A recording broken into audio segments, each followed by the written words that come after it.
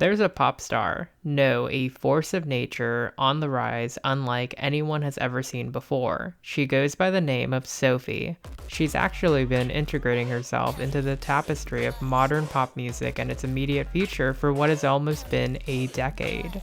Let's take a closer look at the evolution of Sophie.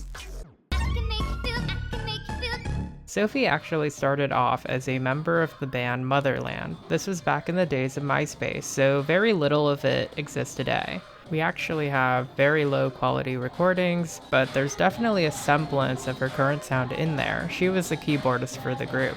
Still, it's a far cry from what she would end up doing with PC Music, a label that she'd affiliate herself with after meeting A.G. Cook and Danny L. Harl back when they were doing a project named Duck's Kids. This is an important side note for anyone who doesn't know, but she is not actually signed to PC Music, she is an associate. Sophie officially made her debut with Nothing More to Say in February of 2013, but it was her follow-up bit that scored her major indie cred.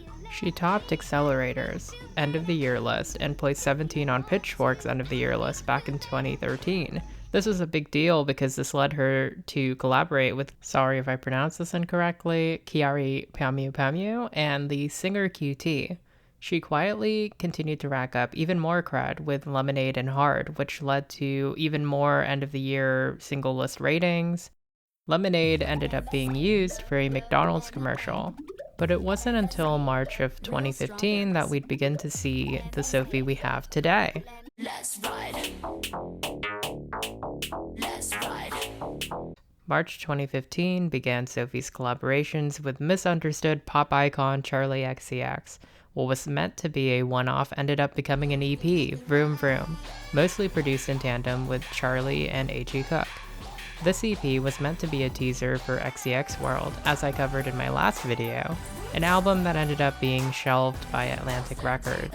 During this time, she also released product around in 2015, her debut album, which included her previously released songs and 4 new tracks, and yes, it did well critically. Nonetheless, Sophie would go on to collaborate with Charli again on After the After Party, and 2 more tracks on XCX's mixtape, Number 1 Angel. These 2 tracks were Roll With Me and Lip Gloss. She ended up going into a quiet period, only to re-emerge in a way we've never seen her before. Last October, Sophie released It's Okay to Cry, the first solo material she's dropped since Product. It was also the first time that she actually used her face and her own voice in her own work. This entire time, she'd been this faceless enigma, a distinct voice production-wise, but a mystery to the general public at large. This is where the real talk comes in. I think what Sophie did was extremely brave. She opened up about being a trans woman to press, and she started owning her true self. What she did with this music video was to proclaim to the world that, yeah, this is who I am Sophie, and this wasn't a cash grabby or attention seeking move. This was affirmation of herself, and I'm about to get emotional right now. She ended up releasing 2 more tracks before releasing her second studio album, Oil of Every Pearl's Uninsides, which has received universal acclaim. I'm not going to parrot the words of other people here, pretentious alert. This album is a musical odyssey. The production tells most of the story, and it diverges away from her previous work, not in a sonic way, but in this way that it envelops a narrative that posits questions about deeper universal truths, and it does it with a beauty that I know will imprint itself on the future of the pop genre in whole. Also, Immaterial slaps so hard, like I can't.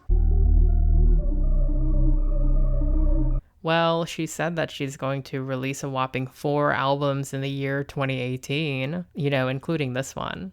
She's still collaborating with Charli. She's worked with Kim Petras, who I think I'll make a video on next, hopefully.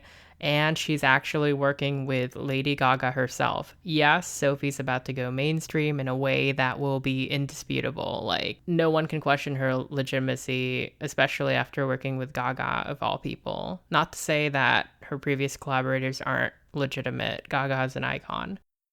People have been saying for so long that Sophie is the future of pop, and she's finally getting this platform and the support she needs to make that statement happen.